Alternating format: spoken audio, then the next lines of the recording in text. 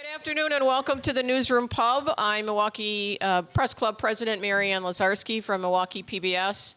Thank you all for being here. We have a big group, and thank you to the media for being here as well. I'm happy to be here today with Milwaukee Police Chief Jeffrey Norman. He joined the police department in 1996, rose through the department, serving as a detective, lieutenant, and captain before being named assistant chief in 2020. Among his responsibilities, he served as executive commander of the Criminal Investigation Bureau, overseeing the Homicide Special Investigation, Violent Crimes, General Crimes, Sensitive Crimes, Fusion and Forensic Divisions. He's been a busy man. Later that year, Norman was appointed acting chief, and then he was sworn in as chief of police in November of 2021. So we'll get to Chief Norman in just a second. Before we get started, I need to thank some event sponsors. Our presenting sponsor is Spectrum News 1, and our supporting sponsor is We Energies. I would also like to thank our event partner, WisPolitics.com. WisPolitics.com partners with the Press Club for this luncheon as part of its ongoing event series in Milwaukee, sponsored by UW Milwaukee, Wisconsin Academy of Global Education and Training, 1125 at Pabst, the Medical College of Wisconsin, Commercial Association of Realtors, and Spectrum. I'd also like to welcome our media panel for today, AJ Biaport from CBS 58, Elliot Hughes from the Milwaukee Journal-Sentinel, and Megan Marshall from Spectrum News 1. So now, please welcome Chief Norman.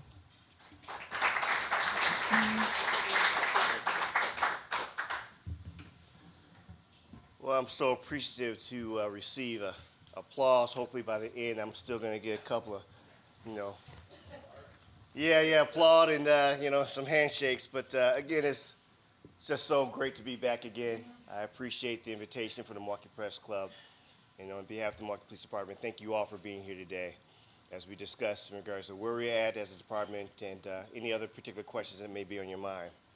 But I would be remiss not to mention in regards to the women in the audience, happy Women's History Month. I think my wife would be happy and somebody else in the room would be happy in regards to me saying that. We got to recognize the strength behind the, I don't know if they say behind every great man. I don't know who said that one because my wife definitely walks in front of me. There's also another, it's a little bit sobering, but another acknowledgement I'd like to say. This is the International Day of Remembrance for our fallen officers. And as we all know, and we take a page out of our book from our military brothers and sisters, as in freedom's not free, public safety is not free. And as we know that there are many fortunate sacrifices on the men and women of our law enforcement who pay the ultimate cost. Something close to my heart, especially this is something that recently that the Milwaukee Police Department had to experience, was the Peter Jerving, may our brother rest in peace. But we understand that not only should we acknowledge and remember those who have fallen, but thank a law enforcement officer in regards to the work that they do. I've always said this, and I say this with pride. The Milwaukee Police Department work 365 days a year, 24 hours a day, 7 days a week, holidays included, to keep our community safe. And I thank them for that. So, I guess let's get to the meat and potatoes of this particular situation here. I want to level set this, and I want to say this with all sincerity and the impact behind it. No matter how people may feel about certain things, crime is down. Crime is down. Doesn't take away from your perception of what you feel, but in regards to what we have for our particular numbers that we reported out, from 21 to 2022, we saw a 15% reduction overall in Part 1 crimes, 6% violent crime. For 22 to 23, we saw, again, another 9% reduction in Part 1 crimes, 2% in violent crime. We're not where we need to be at because I always hear it, we're not pre-pandemic, but I challenge anyone to say, what industry out there is pre-pandemic? Don't put that all on your law enforcement that we are responsible to be in a place where we all have a responsibility to work towards to do the work that needs to be done in our community. As has been said ad nauseum, this is not only a Milwaukee Police Department responsibility. We are and understand that we are a law enforcement point of the arrow of working to enforce the law. But community safety is a team effort that's taken on by our elected officials, mayor being a great partner in the work that we do, but also our alders, also our state representatives, and also in regards to our federal partners. We all have a responsibility to be involved in the work for the safety of our community. And the Milwaukee Police Department has been very much leaning forward of having our hand out of saying, how can we serve you better? What can we do better? I'm a proud Milwaukee resident. Lived here all my life. I ain't going anywhere. Born and raised here. This community is my community too, beyond just being the top law enforcement officer in this particular community from the policing standpoint. I don't want to take away Chisholm's title there. But I also understand I'm a resident too. My kids driving these roads just like you do. I want to see safety just like you do. And I have a double responsibility to ensure that we give and deliver the best service possible. Are we still with fault? I tell you that, we're working on our situations and issues out here, but I will say this much. We are coming forward with the best of intentions. We're coming forward with dedicated service, and we're coming forward with partnerships with all of our partners out here in our community. Together, we are better. Thank you.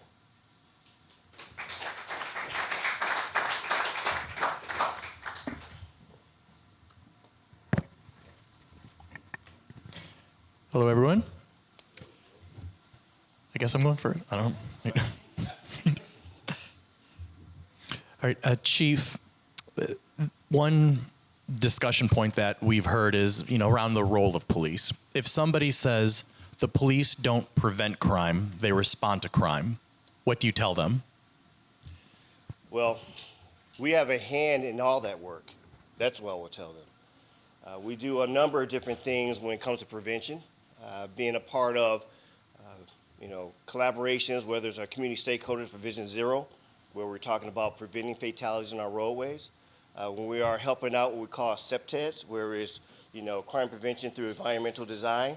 These are responsibilities because we are a subject matter expert in many aspects of prevention from a law enforcement perspective.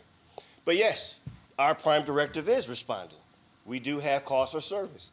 We are changing over our call system to become more efficient and effective than calls for service. So we're expected to pat our tummy and our head while juggling and chewing gum. We understand that responsibility, but we want to make sure that we continue to be partners with our community, understand that we also need to understand that there are a lot of subject matter expertise within our community. Technology is a game changer. We see a lot of different things going on within technology that can help enhance our safety within our community. The Milwaukee Police Department and law enforcement need to be part of those discussions, learn from those who are subject matter experts, and find out ways to use that for our entire community safety that we all are expecting and desire and look for. Hi, Chief. Thanks for being here. Good to see you, Elliot. In your opening remarks, you emphasized that crime is going down, and you hinted that some people might perceive things differently. This is an election year. Crime is always a big topic during election season. Have you ever felt frustrated by some of the dialogue around crime during election season and the perceptions and the perspectives that are put out there in that dialogue? I know sometimes people look at me kind of funny when I say I really don't pay attention to the media. No disrespect to you all. I don't want to get caught into narratives that doesn't bode well for our organization, also for our community. I understand that there are, different perceptions out there, and I will always be, acknowledging that your perception is your reality. But I try to say that, don't pay attention to the side conversations and stay focused on the goals and also delivering the best service to our community. And so, yes, there's a lot of things that frustrate me. I'm getting older. I can't run like I used to, can't walk up the stairs like I used to, but there's no need to complain about it. You kind of just morph with it and lean into it and find out ways how to do things better. And, as I talked about partnerships, that's really the breadth and depth of, our work when we have these particular conversations around us. What do our partners think? What do our community think? And that's really the, conversations I like to have. When I talk about community engagement, I know sometimes people might think It's about water balloons and, fun, candy corn. And this is engagement. Talking with you and having the, respective men and women of the Milwaukee Police Department lean into that responsibility. That's the opinions and the perceptions that we're really interested in. Those who are receivers of our service or who work with our services. So I try to, stay on that narrow pathway of looking at what we're doing as an organization and what we're doing with our partnerships and how we are perceived by our community of delivering our services. I'll stick with the topic of crime. Can you talk a little bit about, what we've seen with youth being more involved in crime, whether that's reckless driving or, access to guns or gun violence? Can you talk a little bit about that and maybe how that's trickling down into the youth in the community? So my first answer is it a problem? Yes. Is it a problem that we think it is? No. When we talk about youth crime, there is, yes, an uptick, but we as adults are doing more of the crime and the issues that we want to acknowledge or admit. And I don't want that narrative to take over in regards to thinking that, our, young ones in the community are the only ones, messing up. When we talk about reckless driving, and just from our stats, from a standpoint of what we look at from our traffic safety unit, the biggest drivers of a lot of our speeding and reckless driving is between the ages of 20 and 31. If you want to come out, in our age, that's young ones, but that's not young children, The data drives how we need to engage. The Milwaukee Police Department have leaned into sharing our data because you can't talk about partnerships and expect people to join in to work if you're not willing to ensure that you are being a nice guy in the sandbox, meaning we play well in the sandbox. And so as we've seen these particular issues, yes, we do have a firearm issue with our young ones. But I always say this, you're not going to the the sports store to buy those. Again, we still have a conversation about our community. We are leaving weapons inside of our vehicles like, okay, the door is locked, but it's under the seat. That's not properly securing your firearm.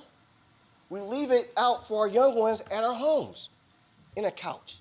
The Milwaukee Police Department will report all of these particular challenges out there because we want the public to know you have a responsibility in this public safety, and we mean it. It's almost 4 years I've been at this helm. I have not changed my dialogue or my conversation because everyone needs to know how can we work together to make and ensure the safety is a shared responsibility. We're not in everyone's home. We're not in everyone's car. So, yes, we work with a lot of community partners for dealing with our young ones because, the opportunities that I was exposed to growing up is not the same opportunities that we see with our kids. I'm a board member of the Boys and Girls Club of Greater Milwaukee, and seeing that reopen up for the facilities for the children to engage is a wonderful thing. Seeing the work that the YMCA is doing to open up the doors is a wonderful thing. But we need more, and we need people to help out.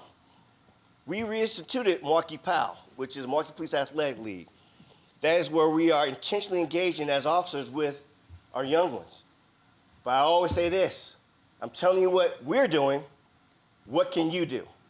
How can you step up to the plate? What is it that you can share with our young ones to say that I am part of this effort, this work? This is not just one group, one entity responsibility. And I'll say this with all type of sincerity.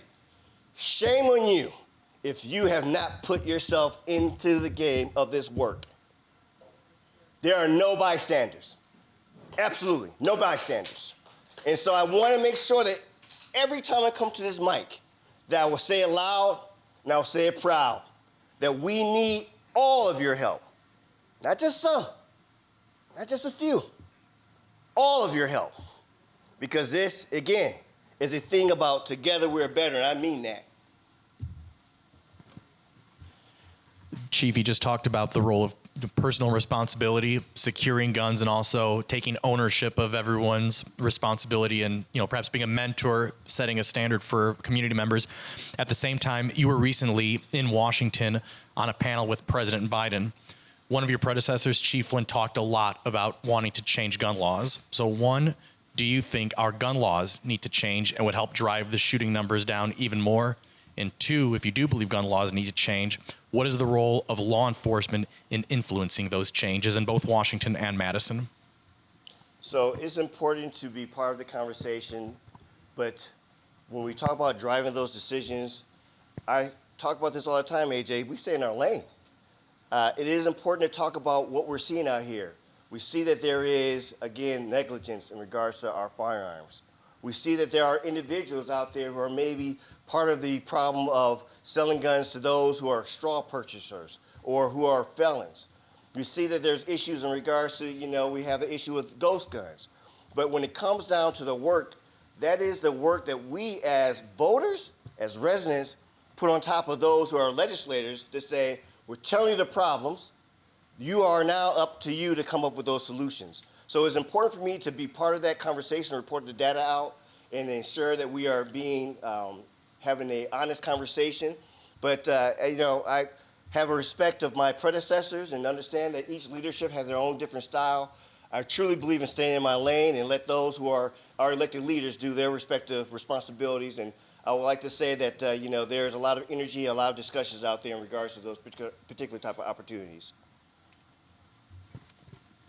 Is there anything more that MPD can do to interrupt the flow of guns in the community? I know you do work with ATF to interrupt those straw purchases, but what about like a gun buyback program or just any other kind of program that can just interrupt the flow of guns and their access to not just anybody in the community, but like to people who shouldn't have them, people who are barred by law from having them, and young people too? Well, the thing that really drives that particular type of activity is who's at the table helping out in regards to those particular work. I know that we have what's called the Public Safety Review. It's a weekly review of those who have what we call firearm denials. And this is a collaboration between the FBI, ATF, many of our, local partners, because some of the gun stores are not within our community. But we are following up in regards to those who are denied, and we find out they're sometimes straw purchasers. We find out sometimes they are felons, and that is a collaboration of work that can be enhanced. I just said this earlier to someone. We don't need to reinvent the wheel. There's things out there that we're doing that we just need to do more of and get the support of our elected officials, support of our residents in regards to the type of, funding or backing those particular type of work, because the work is being done. The interruption is being accomplished. But there is that part of there's only so much that we can do. And so when we have these particular type of, activities, we put up on a daily basis of those who are doing the most harm in regards to those individuals, who are shooters or those who are, negligent with their weapons, so that we can have a focused effort on the right particular type of individuals who are doing the most harm. That's the efficiency and effectiveness that we take on as a responsibility as a department to ensure that we're putting the effort in, but we always can do more. And I understand that. There's that other part of this particular type of effort to interrupt is, again, having that particular conversation and help with our business community, with our residents. Don't leave your firearms inside, weapons inside your vehicles. We have a great partnership with a lot of our bids. I know that we work with, the bids, the downtown bids, and, work with a lot of our businesses down here to work about that messaging. So there's so many different ways to interrupt. That doesn't always have to have a cost associated with it. Training your employees to remind people, if you brought a firearm down into our community for your hotel stay, please secure it properly. That's free. There's no money in that. But there's a consistency and the importance of making sure that when you think you communicate enough, communicate some more. Be a broken record with that particular type of, cautionary words, or ensuring that we are doing everything that we can beyond just, again, law enforcement going out and arresting someone and taking a gun off the street. We do it very well, but we know that there is so much more work to do out there, especially when you can do something that is pretty much free in regards to passing on good advice, good wisdom, and continue to do that. The city of Chicago just recently decided to not re-sign their ShotSpotter contract. Is that something you guys are at all considering, and do you feel like it's still an effective tool for you guys in policing? So one of the things, part of our violent crime plan that we put out 2 years ago, we put in there in regards to how we're going to use ShotSpotter in a way that has the input of our community, but also that we are not using it just as the only tool. ShotSpotter technology pinpoints someone firing a weapon in our community. That is an objective response in regards to the technology had pinpointed a firearm going off in our community. There's no type of, ethnicity or race behind that. That's an objective act. But how we as a department utilize it, and twice we did it over 2 summers, called Operation Summer Guardian, we engaged our community. We told the community, these are where we're seeing these activations. These are where we're going to be proactively there. But the thing that's different about other proactive, focused enforcement, we're not coming in to be an occupying force. The officers understand, put a smile on your face, engage that community, understand there are people who live within this community, who love their community. And when you find ways to engage, connect, you get more information about what's going on in the neighborhood. That grandmother who sits on that stoop knows who's doing what. The important thing is, does she feel comfortable enough to tell you? I've said time and time again, the most important thing the Milwaukee Police Department is working on, beyond anything about funding more officers, is trust. Building trust gets you everything else. And so when we're working with this type of technology, what is the strategy behind it? And we've been very transparent about what we have done about Operation Summer Guardian, working with the academics to look at how have we really deployed this in a way that was, again, evidence-based. Seeing the reduction of gunfire activations in certain communities, having the objective outputs of those who were shooting in these communities arrested and being held accountable. But beyond that, before we put out the operation, we talked to the community. We asked elected officials. We asked residents. We asked faith-based. What do you think about this? We want your input. But then, while it's going on, we had other meetings. How are we doing? Is what we expected being received? Because you cannot just give something out there and just wonder, oh, I hope this works out okay. You have to be intentional about the oversight to ensure that expectations are being met. And if not, that's when you recalibrate. That's when you need to make sure that we need to do something about this in real time, not after everything's done. Again, I live in this community. I wouldn't want anything going on in our neighborhoods that I wouldn't want to happen to me. My son looks like me. My daughter looks like me. And I understand the challenges in regards to when we have those unconscious bias, implicit bias. And I say this, the Milwaukee Police Department will not tolerate any explicit or implicit bias in regards to the behaviors out here in our community. And you can put a period on that one. Chief, you said that you're trying to avoid politics as best you can, but you don't really have a choice this summer with the RNC coming to Milwaukee. What would you say has been and continues to be the biggest challenge in developing a security plan for RNC, and where would you say you are currently in that process of coming up with one? That was an easy answer one for me, man. Public safety grant. We had a public safety grant for over 20 years. That was the same amount. And I say this, if your gallon of milk back 20 years is the same price, 2024, well, I guess we don't need an increase. We need to understand that if you want the type of services, especially for the work that we're doing out there, you gotta properly fund it. And a $50 million grant is not appropriate for the challenges that we have in this day and age. Salaries are the most costly aspect of any police budget, period. It's more than the capital budget, it's more than anything else. Paying the men and women comes at a cost. And so being out there to make sure, and I said this is not a partisan trip, this is a public safety trip. I'm gonna tell anyone and everyone what we need, because as my mother used to say, quiet mouths don't get fed. And so when it comes down to ensuring that we are going to put our men and women in the best position to give the services you deserve, to ensure that we are going to be able to pay our bills for those who are coming to help us out, we need to ensure that security grant is appropriate for what we need for our community, because it's beyond just the downtown area. This is a citywide situation for us in regards to the resources that we're using. And I am committed to making sure that the entire city will be safe during the RNC. And so as we see the momentum, and I'm very thankful for our federal partners, for our national agencies.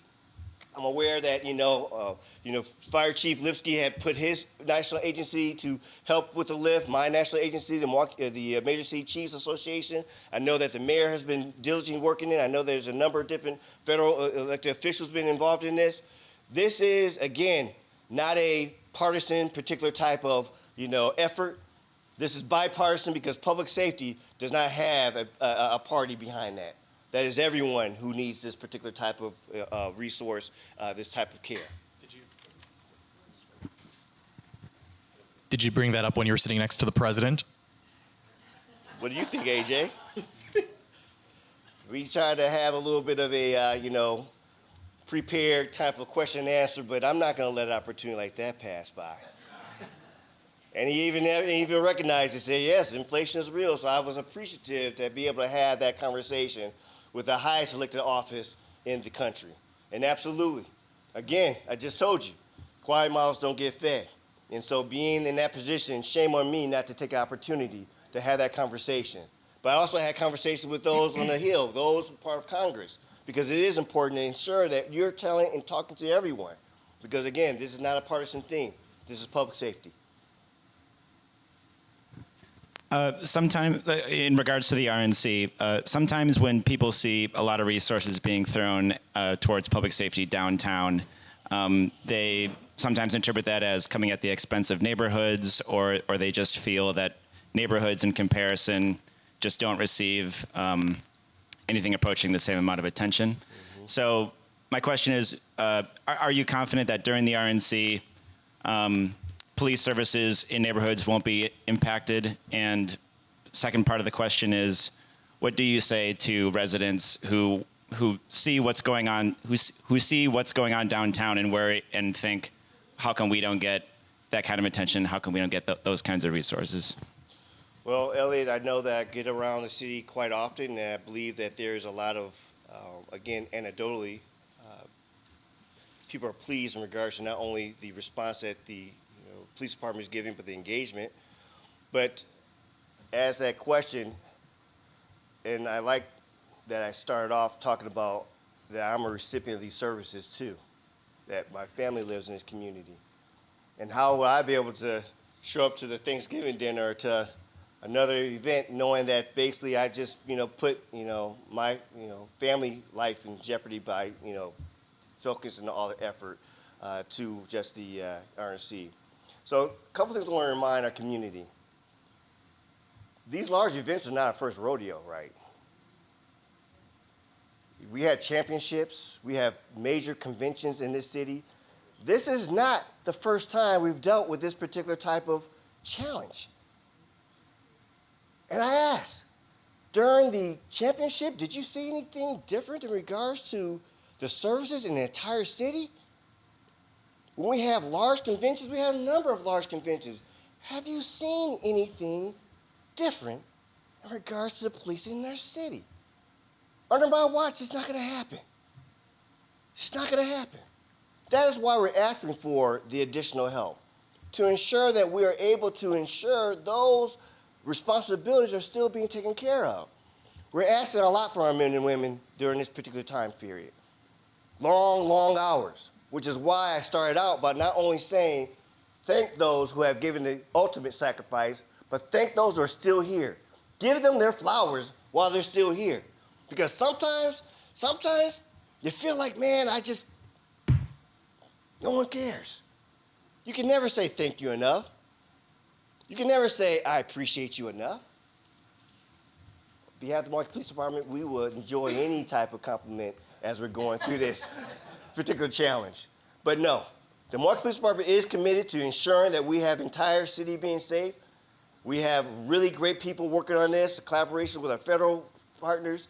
We have a really great RNC, Republican National Convention team that's working on this. We have a lot of subcommittees, and I'm going around not only this community, but this state, this country, talking to people that ask for help. I'm one of the most beggingest chiefs you probably saw out there in regards to, hey, can you help us out? Can you send some officers here to be able to be part of this effort, because it's a big effort? But I say this, and I say this publicly, don't you just send me anybody. I don't want someone coming in this city embarrassing not only your department, but embarrassing us. You can keep them at home. And I mean that, because it's not enough to have a body here. It's having the right personnel here. Someone's going to respect the First Amendment rights. Someone's going to respect what we expect in regards to professionalism. This is not a day of a hall pass. This is not a day where you can do whatever because I'm not back at home. I will send you home.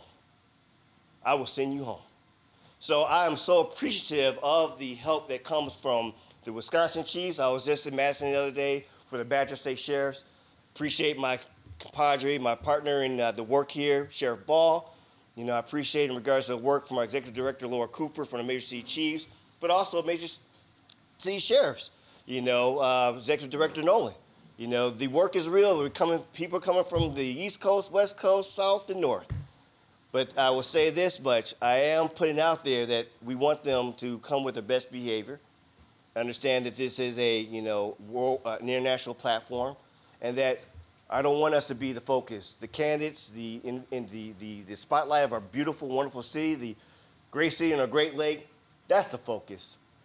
We're in the background where we should be. You talk about receiving help, whether that's funding, officers, resources. How confident are you that that will come through, and maybe what happens if it doesn't?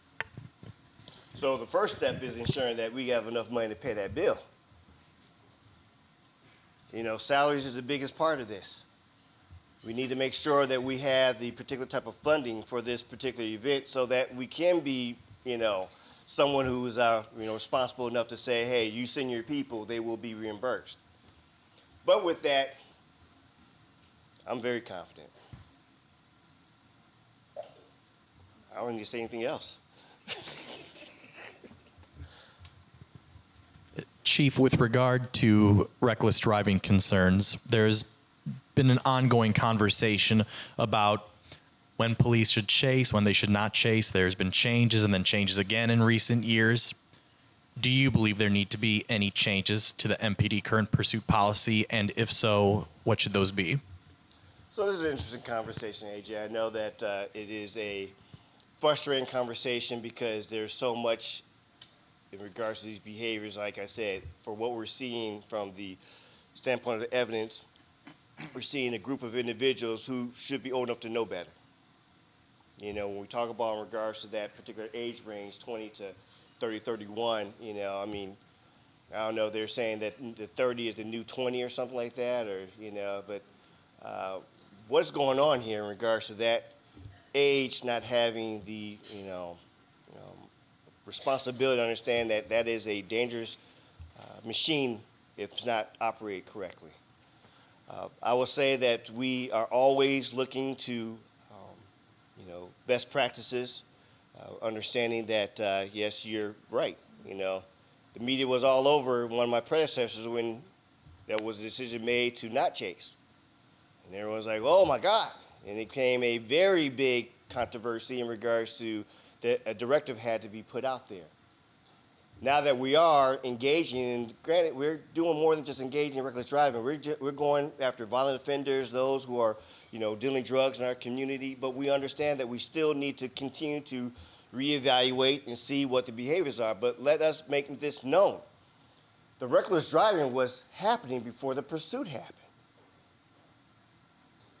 The pursuit didn't start the reckless driving. We are just engaging to see if we can intervene.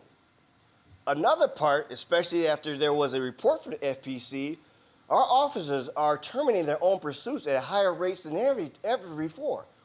The responsibilities of our officers saying this ain't worth it is there.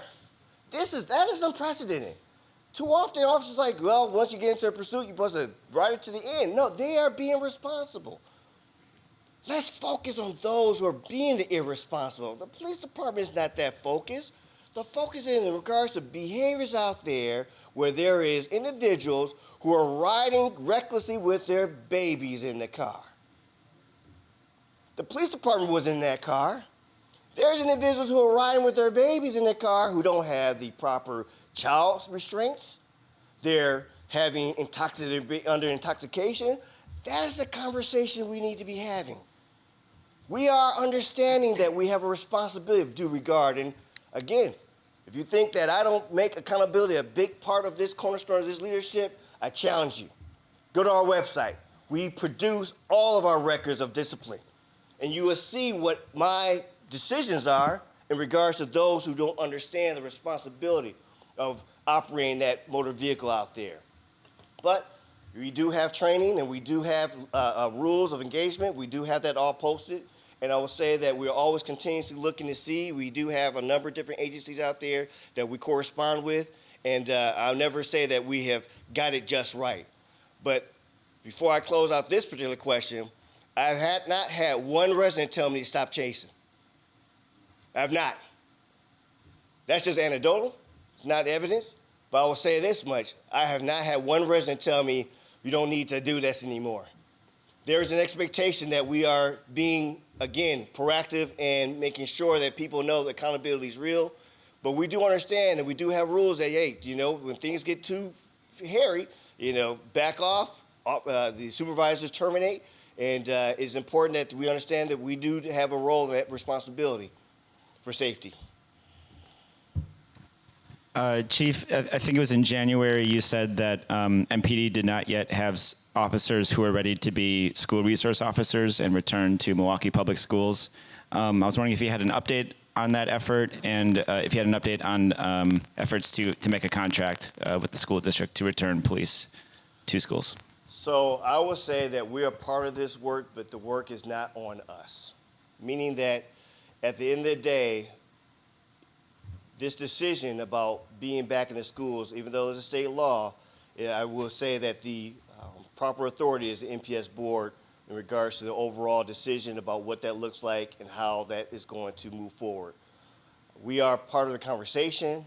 We have a number of different opportunities teed up in regards to training because it is important to have our officers trained for the school resource officer program. But being that this is a responsibility, I have a governing body, the Fire and Police Commission, so does the Milwaukee Public Schools, and they will be better suited to answer about where we're at.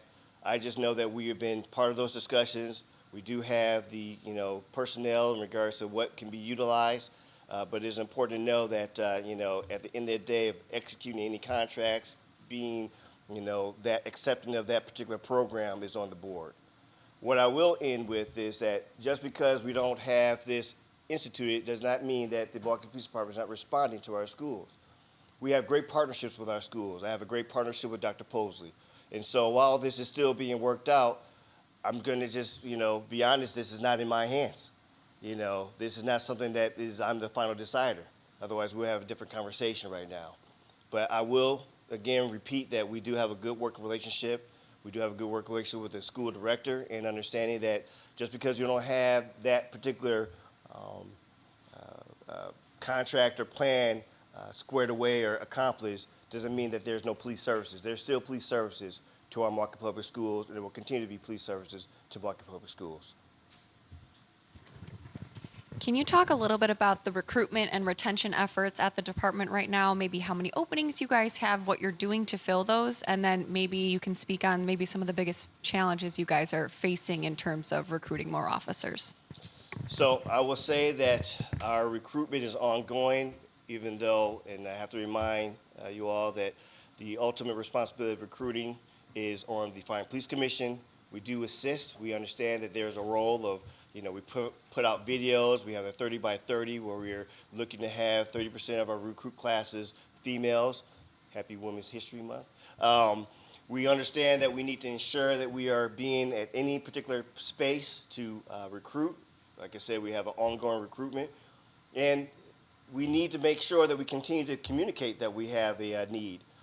Since I didn't get the questions of what you all are going to give me about, what the questions for me today. I don't have our actual numbers. My team will respond and give the update in regards to what is our vacancy rate right now. But I will say that we still have classes. I'm very proud of the support, not only from our city leaders, namely the mayor and our common council and the Fire and Police Commission in regards to having this support, not only financially, but also that there is, helpful work for making sure that we're able to be in a position to, have classes. We, graduated a recruit class recently. We have another recruit class coming up, and we have another recruit class teed up later on this year. And so the ebb and flow of our departments is natural. I mean, when I came on back in '96, that was a big time for retirements. We are coming out of that retirement phase. I will say that, what we do have here in regards to our men and women are, phenomenal individuals, but we are trying every little thing that we can to, not only recruit but also retain, basically making sure that we are leaning into officer wellness. We have, our cute dog, our support dog, and we're going to get another support therapy dog. Understand that we need to make sure that we are properly preparing our, men and women with the right type of training. We do have, able active bystander for law enforcement. We have the entire department trained for de-escalation. Thank you to the Police Foundation for supporting that. Shameless plug, business community, you can always help us out in regards to supporting our Police Foundation. But, and we're always open to any other suggestions of how we can help retain and recruit. But it is an ongoing challenge. It's not only just, locally, for the city of Milwaukee, our county partners, our state, but this is a nationwide challenge that one of the things I did tell the president, continue to, we need to have that, elevate that voice of supporting our law enforcement, that it is a noble profession. Our community does not want police or does not want more police. They just want the right police. And I'll say this, I don't want the wrong police in regards to the officers on our respective departments. But we do need sworn men and women doing sworn things. And that is just a fact, and that's just an objective fact. I said this earlier to somebody earlier. It's not a, or for other opportunities. It's an and our work with the violence interruption, and working with our community engagement, stakeholders, and working with our business. So definitely we are, in a strong spot, but we continue to, again, lean into the recruitment and making sure we listen to our men and women about what we can do more to keep retaining our people on the department. Chief, you mentioned the Fire Police Commission. It was around this time a year ago that the FPC issued new directives on the release of body camera video. The MPA, which represents the rank and file cops, went to court to block that. Since then, we've had a new shared revenue law that took away some of the FPC's powers. So from your position, what do you think the SOP ought to be on releasing body camera video? So as we are going through this litigation, I don't speak on litigation, but I do understand that we are still in a active litigation, and I'm not the one to interrupt or disrupt anything in regards to that particular type of process. But we do still continue to work for the transparency aspect of what we have relied on in the past. We still have a commitment to having the community videos report out briefings in regards to our particular situation. So until this gets worked out, we will still stand by what we currently do.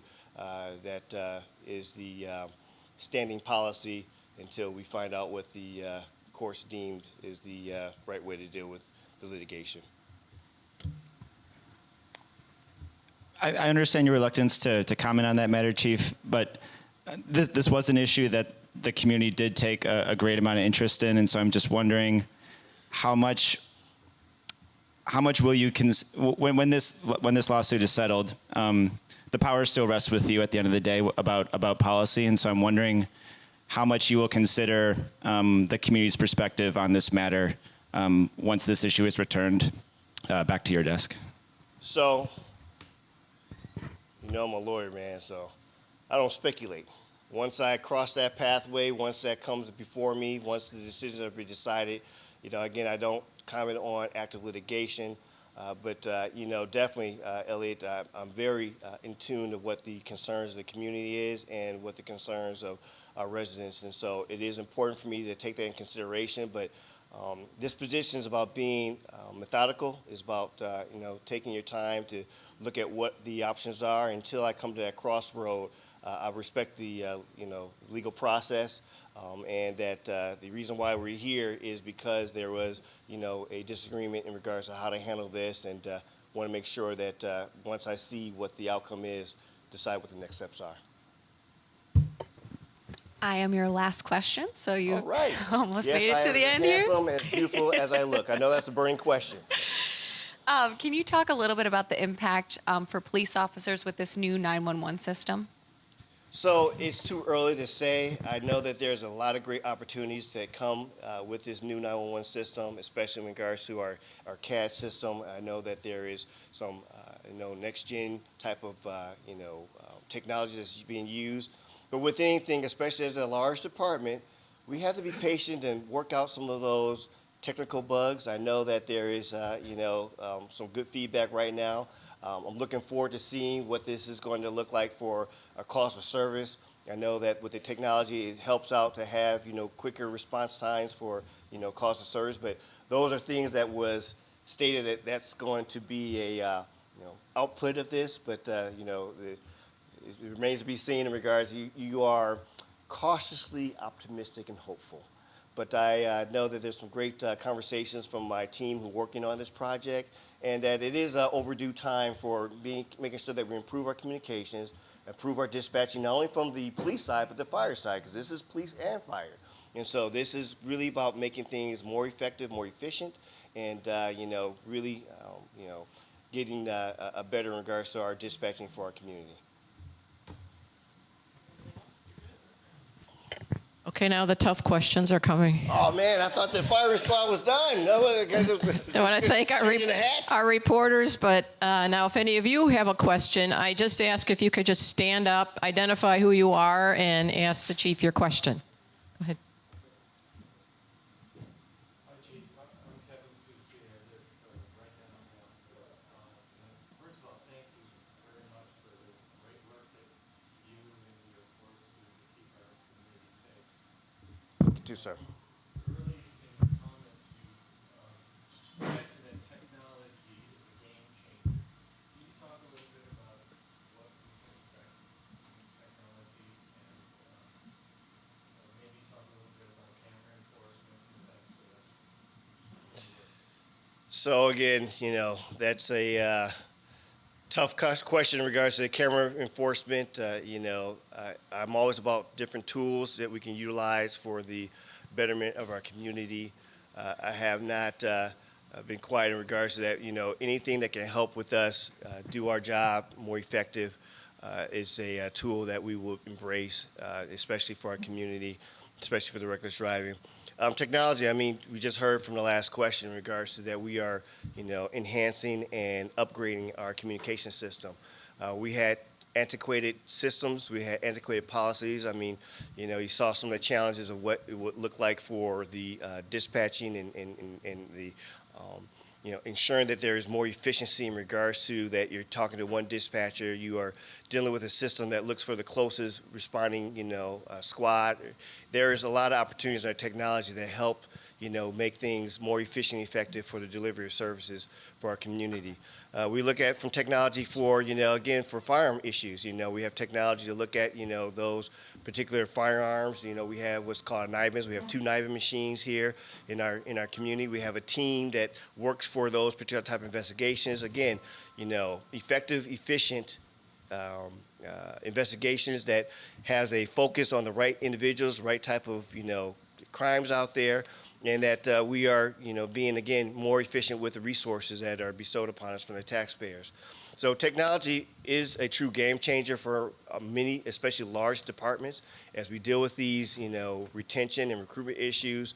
Some of the technology can do the work of, 5 individuals, and that's where we as leaders need to look for those opportunities. And I rely heavily on the team, our IT manager, and a lot of other subject matter experts to be able to apprise what the Milwaukee Police Department can utilize and see how, we can, gain it because it's always about a cost, and you got to ensure that there's money to be able to support that, not only for the getting it, but also the continuation of maintaining it. Just as a follow-up on that, is there any consideration of technology regarding police chases? Absolutely. I mean, we're always looking to see what is the next best thing that can be utilized. There's no secret. We used to have a number of technologies back in the day. I'm not going to name any names because it's not free advertising for those companies, but they are being defeated in regards to some of the technologies that we utilize, and they're expensive. And then some of the technologies out there right now is expensive. They're you got the Batman, EPG or whatever, where you can shock a car and turn off all the electronics, but it comes at a cost. Many departments our size have helicopters, or they use drones. So when we talk about the technology, there are options out there. But what is going to be the funding source? But beyond just the funding source, because sometimes it's easy to get a grant to get something in. But we as leaders got to talk about what's the ongoing cost. What are going to be the responsibilities of maintaining these particular items? And those are not easy conversations to have. So definitely there's opportunities out there, and we're always looking at we have one of the best teams out there in regards to our police administration. Our executive team is second to none.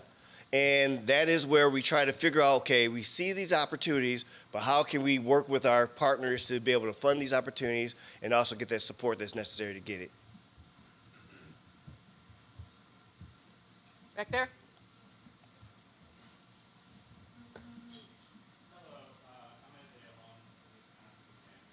I was wondering to what extent does the Milwaukee Police Department utilize predictive intelligence or predictive policing in its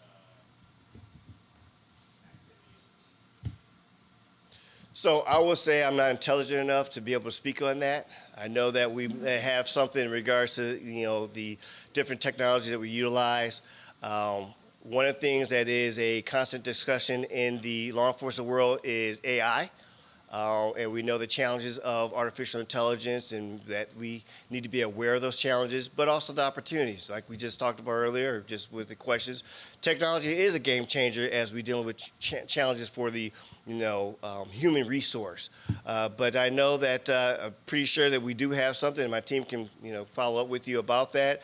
But it is a careful use, because there is so many different unknown variables that we want to make sure that we understand what we're using and how we're using it, and that is it for the greater good. I know that we have to also worry about the AI technology being used against departments and against our community. That's a real world. I mean, especially with this oncoming, RNC, there is the expectation of that being stepped up, and so we need to be more conversant. I told my IT manager, I said, I need to sit down. I do monthly briefings with him.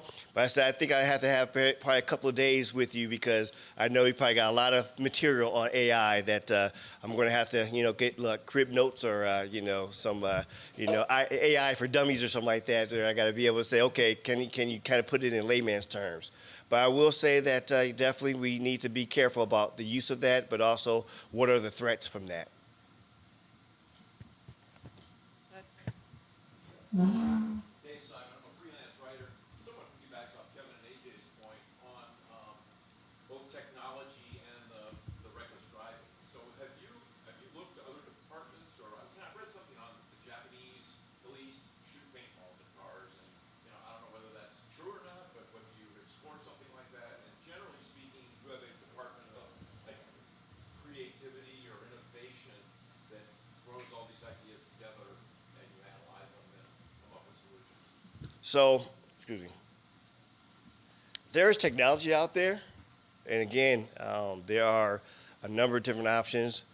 It's about the cost. I know that there's some technology being developed that, they're still not ready yet. I know that we're looking at certain companies. Again, I'm not trying to mention anybody.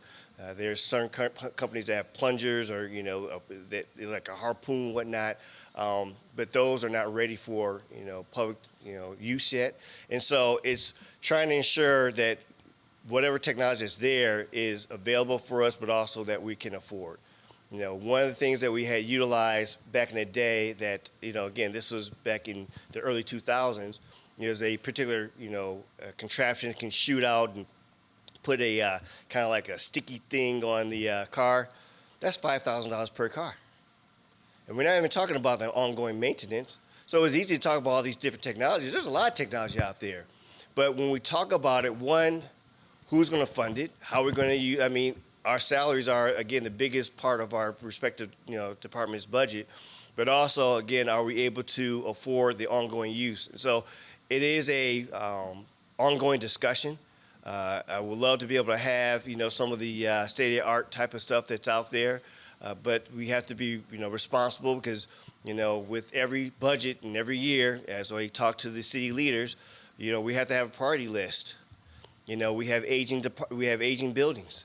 We have, still requirement to get vehicles. We have, keeping the lights on and gas as it fluctuates. So all those things come into consideration. If we're flush with cash, somebody asked me earlier and said, if I could do whatever, I will have a whole wish list. But unfortunately, because it is finite and these are taxpayer dollars, I have to be able to articulate why we're using this particular funding for, and that does it get the greatest gain, the greatest good for the purposes of our department and purposes for our community. Marilyn Krause from the Press Club. Thanks again for being here, Chief. Thank you. You mentioned earlier that you hadn't had any residents who had asked you to stop pursuing reckless driving and so on. I think you made that comment earlier today. I'm just curious, what do you hear from residents? What are some of their concerns? What are some of the things, if you have the opportunity to encounter some of the city's residents, what do they tell you? So when I do get complaints about, what's going on for our city and the work that we're doing, they said, those narrow little streets make me slow down. I don't like that. Can you get rid of them? That's not a complaint, that's a compliment. The roundabouts, the actions that the engineering part, one of the things that was part of the discussion with the president, working those opera dollars to do that particular type of work in our city, thanking him and the administration for that, because that was something that we leaned into from a city. Thank our mayor for that.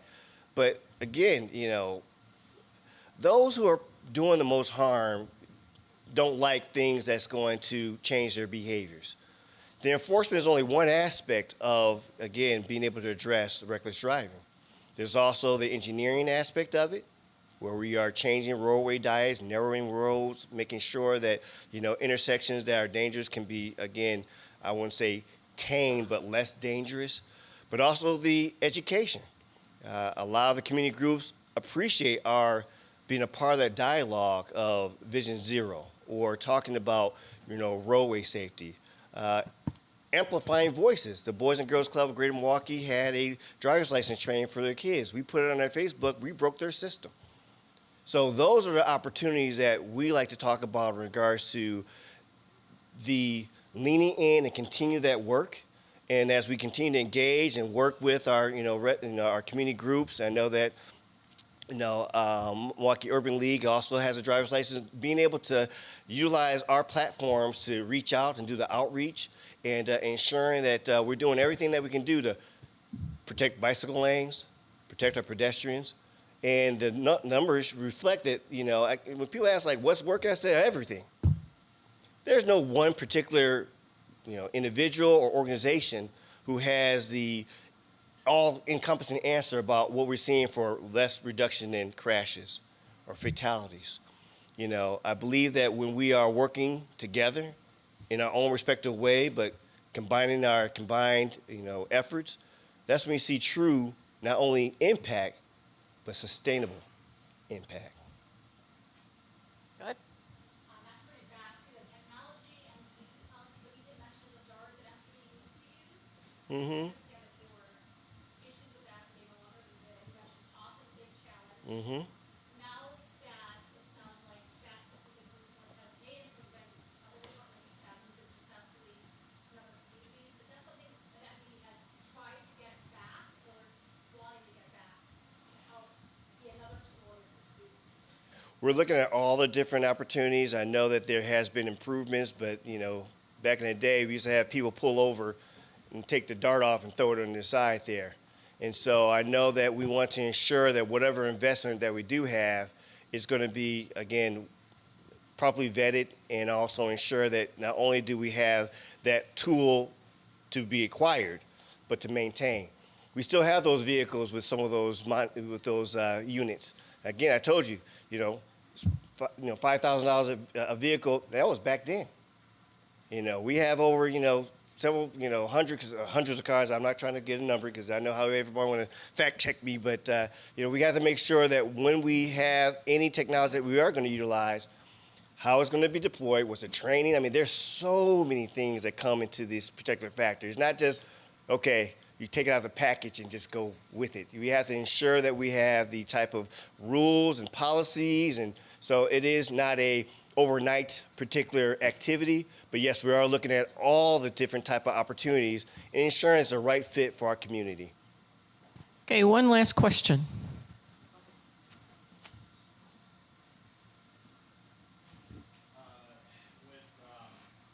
With high rates of overdoses still a concern in the community, I was wondering if you had anything you could say to maybe dispel fears among people who are actively experiencing addiction, that if they are with a friend who's overdosing and they call 911 or the police, that they would be questioned or arrested or something like that. There's some debates at the state level about, just this scenario and things like that. So I was just wondering if you could provide some insights as to kind of how police respond in those situations, and maybe what would you tell those community members who may be concerned that if I call, get me and my friend are using, and my friend ODs, I'm afraid to call for help because we'll be all arrested. So the first thing for those type of calls that the Milwaukee Police Department focuses on is the saving of life. And unfortunately, when you're trying to, do that work, there are questions whether it's from the medical or the officer who have, tools that can possibly help save a life, Narcan being one. But also that there's other opportunities too. We are part of the effort in collaboration with the Milwaukee County Sheriff Department, in collaboration with the Milwaukee Fire Department. We have dispensaries for Narcan in many of our police stations. We're expanding that. We have a relationship with the county in regards to that particular outreach, because we do understand that we want people to get help and we want people to be able to save lives. And I will hope that will show that we are really genuine about that. And again, I start, talking about that earlier in regards to what's our biggest challenge. It's trust, to ensure that we are, being good stewards of the police in the community's confidence and trust in our department.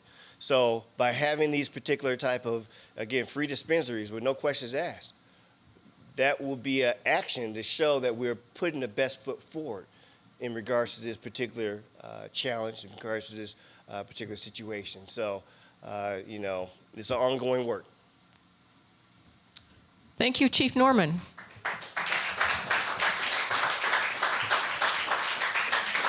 And again, thank you to our media panel, Megan, Elliot, and AJ, and thank all of you for being here. Just a couple of things. I need to thank our event sponsors in the Newsroom Pub and Safe House for being the hosting sponsor of this event. If you're not a member of the Press Club, and you should think about that, Joette Richards is here, and she can help you, or you can go to our website, MilwaukeePressClub.org. A couple of key upcoming events to put on your calendar. Wednesday, April 10th, Marquette Law School pollster Charles Franklin will be here.